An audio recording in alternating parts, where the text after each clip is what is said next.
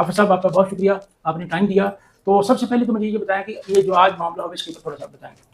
Basically آج 5 نومبر کو سماعت چونکہ ضمانت کے لیے مقرر تھی Lahore high court Rawalpindi bench میں، اور اس کی سماعت جسٹس صداقت علی خان صاحب نے کی ہے. اور ڈیورنگ سماعت جیسے ہم نے جو گفتگو کا اسٹارٹ کیا، اور میں نے یہ کہا کہ the accused person against whom this allegation has been made is Islamic preacher, اور how he can even think about blasphemy, کہ جس کی ویڈیوز کے لیکچرز کے آغاز میں وہ درود شریف سے اس کا آغاز کرتے ہیں.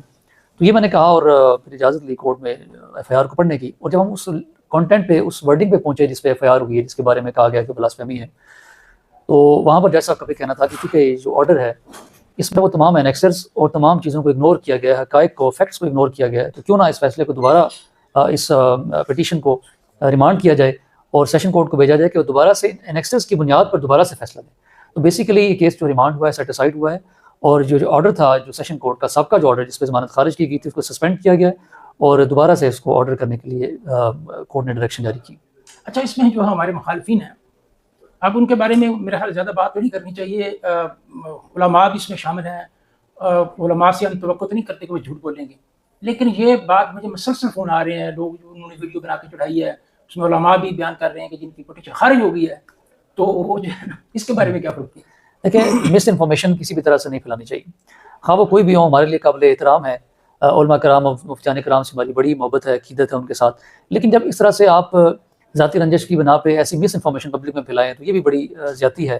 ان کی اپنی ذات کی زیادتی ہے، ہمارے پہ ان کے آپ کہنے کو فرق نہیں پڑتا ان چیزوں سے، لیکن ان کو خود بھی احتیاط کرنی چاہیے کہ جب کورٹ نے واضح احکامات جاری کیے ہیں کہ دوبارہ سے فیصلہ سنایا جائے، تو یہ بات کرنا کہ ضمانت خارج ہو گئی ہے اور طرح طرح کے پروپیگنڈے، تو یہ بات مناسب ہی نہیں کرنی چاہیے، اسے احتیاط کرنی چاہیے.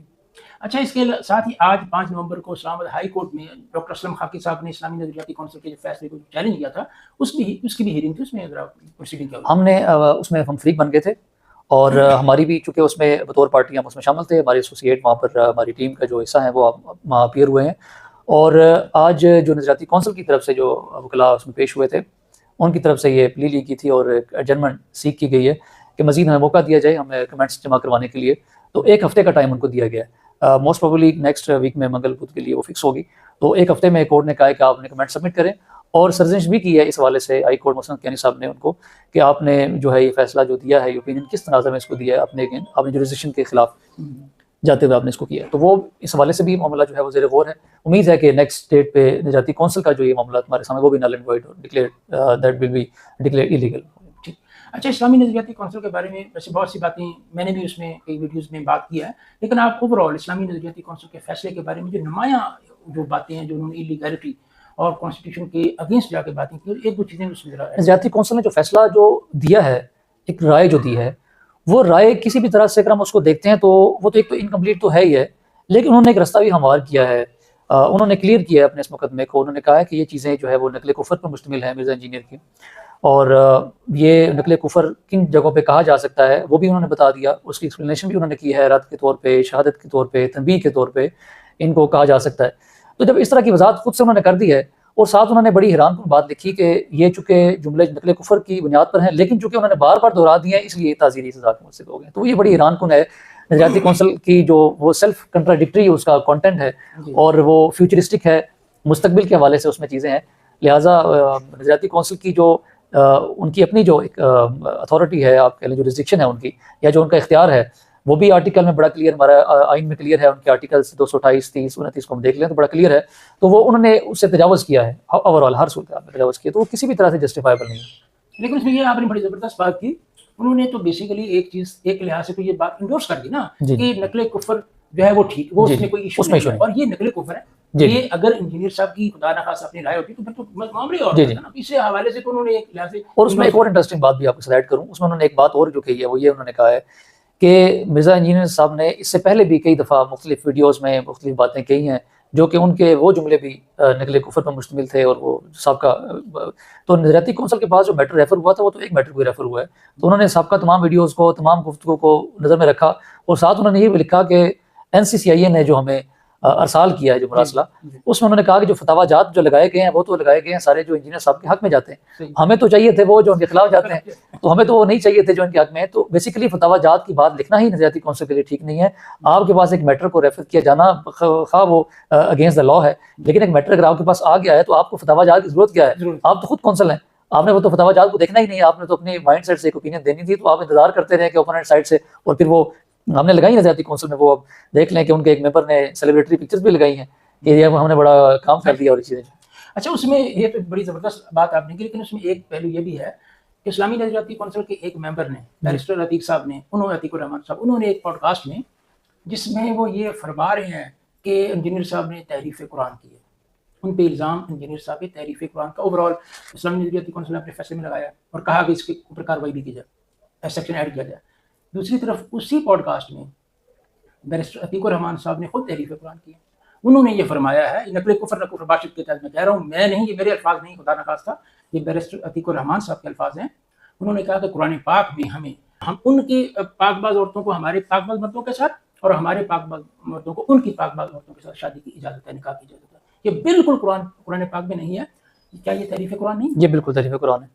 اور لیکن چونکہ علماء کرام کی جو گفتگو ہوتی ہے، ہم یہ کہتے ہیں کہ مفتیان کرام، علماء کرام جو دین کی خدمت کر رہے ہیں، جو کمپیریٹیو ریلیجن پہ ڈسکس کر رہے ہیں، ان کی گفتگو کو جو ایک عام انسان گفتگو کر رہا ہے اس کے تناظر میں نہیں لیا جانا چاہیے. میرا یہ نقطہ نظر ہے، اور اس میں ہمیں ایک براڈ وے میں ان چیزوں کو دیکھنا چاہیے، خواہ وہ کسی میں مختلف فکر سے بلانگ کرتے ہیں. اچھا، جہاں تک یہ بات آپ کی ہے کہ قرآن میں جو یہ گفتگو جو ہوئی ہے کہ ایک اسلام ہمیں اجازت دیتا ہے، یعنی قرآن آپ کو اجازت دے رہا ہے اس خاتون کے ساتھ جس کے بارے میں کہا گیا کہ وہ جس کا عقیدہ اس طرح کا ہو. تو بیسیکلی یہاں پر دو باتیں ہیں آپ کو اس کو سمجھنا چاہیے اس کیس کو سمجھنے کے لیے. ایک کسی عورت کا عقیدہ یا کسی مرد کا عقیدہ کردار کے اعتبار سے ہے، ایک وہ جسٹیفیکیشن اس کے عقیدے کے اعتبار سے ہے. تو جو پاک باز عورتیں اور پاک دامن عورتوں کا ذکر قرآن میں جو ہے نا، کہ وہ پاک دامن عورتیں اس کے کردار کے اعتبار سے، کردار چیسٹی جو ہے، جی، عقیدے کے اعتبار سے. عقیدہ تو قرآن نے ڈیفائن کر دیا ہے کہ وہ اہل کتاب، اس میں کوئی شک ہی نہیں. تو اہل کتاب سے مراد یہودی ہیں، کرسچنز ہیں، وہ اہل کتاب. تو اہل کتاب تو ڈیفینیٹلی جو اس عقیدے سے بلانگ کرتے ہیں، یہودی کرسچنس کو اور عیسیٰ علیہ السلام کے بارے میں یہ عقیدہ رکھتے ہیں، اور عیسائی آپ کے بارے میں عقیدہ رکھتے ہیں. تو یہ جو گفتگو ہے، یہ کہنا کہ یہ جو کرسچن عورت ہے وہ نعوذ باللہ آپ کو سمجھتی ہے، جنرل پرسپیکٹو میں بات ہے، وہ بیسیکلی کردار کے اعتبار سے نہیں کہا، وہ عقیدے کے اعتبار سے، کرسچنس کے جنرل عقیدے کے. تو کردار تو ڈیفینیٹلی آپ کو حکم ہے کہ وہ اگر پاک دامن عورتیں تو آپ شادی کریں ان کے ساتھ، ٹھیک ہے، آپ نکاح کریں. ہاں، تو یہ عقیدے کی بات نہیں، یہ اصل میں یہی تو المیہ ہے نا ہمارا. ہمارے بڑے احترام کے ساتھ بصد احترام میں عرض کروں گا، ہمارے علماء کرام چیزوں کو ٹوسٹ اس انداز سے کرتے ہیں. کبھی جیسے میں نے کہا نا، اس کو تحریف قرآن، حالانکہ انجینئر صاحب نے بھی ایک جو ہے مفہوم کی بات کی تھی اور اس کو انہوں نے کہا تحریف قرآن ہے، اور یہاں بھی انہوں نے صریحاً بات ایسی کی جو قرآن پاک میں درج نہیں ہے، لیکن اس کو وہ علماء کرام کہتے ہیں اشتباہ ہو گیا. ادھر اشتباہ ہو گیا اور ادھر تحریف قرآن. اب یہ تو بہرحال ان کی اپنی بہرحال سوچ ہے، اس پہ تو کیا بات کرنی ہے. اچھا، اب واپس ہماری اس بیل کی طرف آتے ہیں. اب آپ کی نیکسٹ آپ کیا اسٹریٹجی ہے؟ بیسیکلی ڈائریکشن آپ آج ہو گئی ہے، اور ود ان 2 to 3 days جو ہے وہ نارمل روٹین سے فائلز آ جاتی ہیں، اور ہائی کورٹ نے ایز اٹ از وہ فائل جو تھی وہ ان کو سیشن کو فارورڈ کر دی ہے، اور کہا ہے کہ ان تمام انیکسز کو، ان تمام ڈاکومنٹس کو، ان فتاوی جات کو جو اسلامی بکس ہیں، کرسچنس کی بکس ہیں، اور تمام آرٹیکلس کو بنیاد بناتے ہوئے اپنا فیصلہ صادر کریں، جس کو that was totally ignored by the session جج. وہ انہوں نے اس کو کہا ہے کہ آپ ان کو دیکھیں، صرف اس بنیاد پہ فیصلہ نہ دیں کہ ہینیس اوفینس ہے اور آپ نے وہ ایک 295C لگی ہے تو آپ فیصلہ دے دیں، بلکہ آپ ان تمام حقائق کو دیکھتے ہوئے دوبارہ فیصلہ کریں. اور وہ 3 سے 4 دن میں فائل آ جائے گی، اور اس کے بعد دوبارہ وہ روٹین سے نوٹس ہوں گے اور پھر اس میں اپیئر ہوں گے. انشاءاللہ امید ہے کہ ہم سیشن سے بیل لینے میں کامیاب ہو جائیں، ادروائز نہ ہوئی تو پھر دوبارہ وہی ہائی کورٹ. اچھا، جو میں سمجھا ہوں، میں اس کو ذرا تھوڑا سا آپ بھی اس میں فردر مجھے گائیڈ کر دیجیے گا. میں یہ سمجھا ہوں کہ یہ بہت ضروری تھا، کیونکہ ہمارا جو بیسک میٹیریل تھا، مختلف بکس اکٹھی کی ہوئی تھی ریفرنس کے لیے، کہ بھائی یہ بات اس کانٹیکسٹ میں اس کے لیے ہمارے پاس یہ ریفرنس ہے، وہ ساری اگنور ہوئی تھی. اس حوالے سے آج کی جو پروسیڈنگ ہے بہت ہی امپورٹنٹ ہے، کیونکہ اس نے اگر ٹرائل میں بھی سارا معاملہ آگے چلنا ہے، اور بیل کے لیے یہ جو بیسک میٹیریل اگر اس میں اگنور ہو جائے پھر اس کا ظاہر ہے اس میں بڑا امپیکٹ. میری بات درست ہے؟ جی بالکل بالکل، آپ کی بات درست ہے. بہترین. یہ جو آج کا جو پروسیڈنگ ہوئی ہے، یہ ہمارے حق میں ایک آپ کہہ لیں کہ ایک اسٹیپ ہے، یہ اسٹیئر کا ایک جو اسٹیپ جو ہم نے کراس کیا ہے، یہ ہماری فیور میں ایک سچویشن آج کی جو ڈیولپمنٹ ہوئی ہے یہ بڑی بہترین تھی.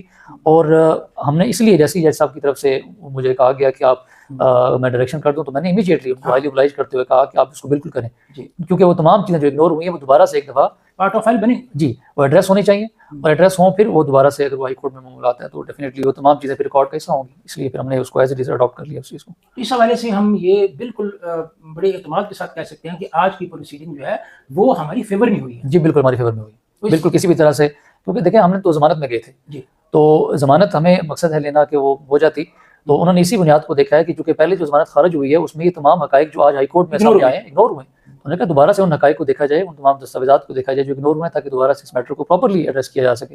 تو یہ ہماری فیور میں یہ ساری سچویشن تھی جو آج کی پروسیڈنگ تھی.